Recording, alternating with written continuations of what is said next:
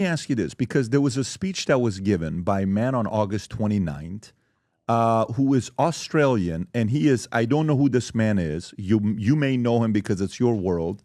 Here's the man. He looks like a cowboy. I don't know if you've seen this or not. He's a funny guy. Okay, so I want you to watch this and then tell us who he is, and then tell us how many more people in Australia feel the same way. Go ahead, Rob. I want their names because we have had a tradition of toleration. These people are not tolerating us. So you don't tolerate us, we want you out of this country. Because this country is fed up with your, oh, we must be nice to everybody.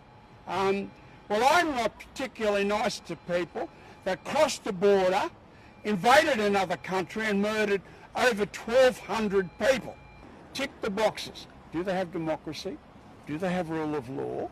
Do they have Christianity or some similar belief system? Do they have egalitarian traditions? Do they have industrial awards? Now, if they don't tick the boxes, they don't come here. If you have anti-Australian sentiments, then get the hell out of my country. I want... How many people are like him today in Australia that are sick of it? One, who is he? And how many people? He's apparently one of the members of the parliament. Yeah. How powerful is he? Who is he? How big is he? How much influence does he have? And how many more Australians feel the same way as he does? Honestly, that guy has been going viral. I don't know who he is. Yeah. He's a Lebanese guy. I like what he's saying right now. But a lot of people are starting to think what he's thinking. Before they weren't. They were scared of being called racist and Islamophobic. And that's, by the way, the label they keep putting on us for speaking about Islam. They say you're racist, you're Islamophobic, and we've been scared to speak about it. But now the story is turning. People are finally waking up and they're realizing, yeah, we need to speak about this. But what worries me, though, is they said that about 9/11. They said we'll never forget. They said we'll never forget that one of them was the Muslims, the one and one of them shouted Allahu Akbar, and they forgot and they voted in Zohra Mamdani. So I'm wondering how long is Australia going to stay awake? Give it a few months and they're going to forget again, and they're going to get more immigrants in and they're going to get more Muslims in. So we'll see how long that lasts. People on the ground, I think, feel this way, and that is scaring our Prime Minister, Anthony Albanese, communist guy. It's scaring him, and so he just said last night, that he's bringing in 5 reforms. I saw that. In order to essentially, people like Martin and myself will most likely in the next couple of years could face jail, prison sentences, because if we say something against the ideology of Islam, that will be considered hate speech. And they are now cranking after up. what happened, he's saying that you can't speak. So it's hate speech laws. We've already had the police come to our church many times. We preach about Islam all of the time.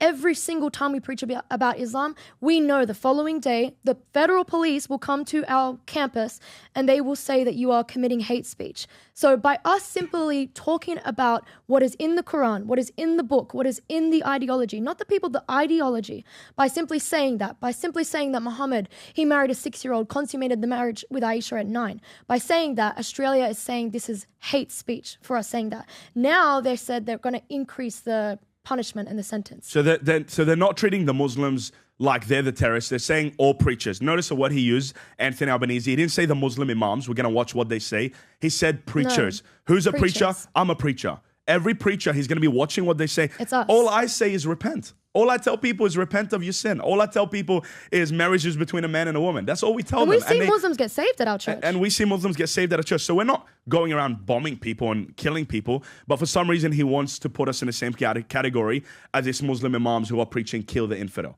We never tell Christians to kill people. We tell them preach the truth. But he wants to put hate speech laws next to each other with the Muslims. Yeah, so here's a prime minister, Rob, if you want to play that clip. Here's a prime minister talking about what he's planning on doing after what happened at Bondi Beach. Go for it. We take ASIO's advice very seriously. We work closely with them. We receive regular updates as well. The Director General of ASIO has warned about a range of threats, be it anti-Semitism, the rise of right-wing extremist groups as well. And we continue to work closely with our security agencies. We take right-wing extremism. So once again, the Muslims are not the problem, it's the right wing. Once again, he's scared to be called an Islamophobic. And I would say the Jews that died on that day, their blood is on his hands. Their blood is on his hand. Why? He allowed in 2023 the Muslims to gather in front of Opera House and shout, "Gas the Jews." He allowed that. The Muslims gathered in front of the Opera House, one of the most iconic places in Sydney, the city, and they shouted and chanted, "Gas Stop the it. And Jews." you know who went to jail Gas that day? the Jews. A Jew went to jail. Wait, in front of the Or got uprising? You arrested. can look at Sorry. gas the Jews. And guess what the news reporter said? The news reporter says, no, the Muslims are not saying gas the Jews. They're saying, where's the Jews? Or someone said, Yes. they're shouting, where's my shoes? No, they said gas the Jews. That's what they said. Press play, Rob. Yeah, that's it. That's gas issues. That's 2 years ago. He allowed that to happen. It's his fault.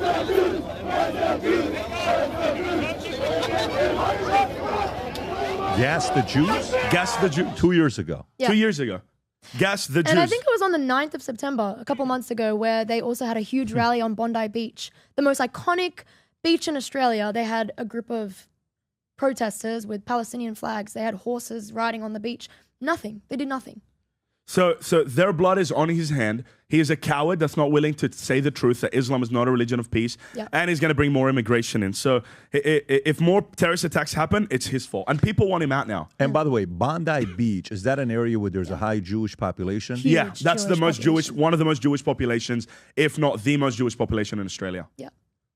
The most densely Okay. populated. That's why they went there. That's why the Muslims went there. So when you see stats, you'll see stats saying from 06, the Australia population, Muslim population went from 340,000 to some 880 right now, growth of 130+%-ish, right?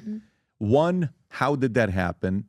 Two, the immigration laws that they have in Australia. Three, where are they coming in from? Because my interest is stats and data. Who is causing the havoc? Is it a pattern? Who is not? Like, are there people that are coming from Saudi that are not causing any havoc? Are there people that are coming from Pakistan that are causing havoc? What do we know? The Pakistanis are mainly going to the UK. They're mainly the Pakistanis are going to Europe. What we're getting is a lot of Arabs, like Iraqis. We're getting a lot of Afghans. That's kind of the group we're getting, the Middle East guys. And these guys are coming, and we're getting, I think, around 250,000 immigrants a year. Like and our population, bear in mind, our population is not like the US. 24 million. We're 27 million people.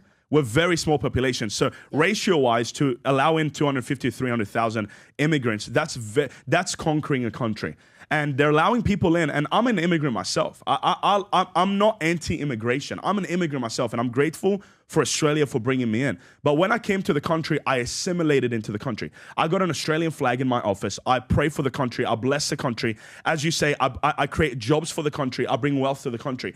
That's what I did. That's how I assimilated. So immigration is not the problem. The problem is, who are you allowing in? They're allowing in people that hate the country. They're allowing in people in America that shout death to America, death to the United States.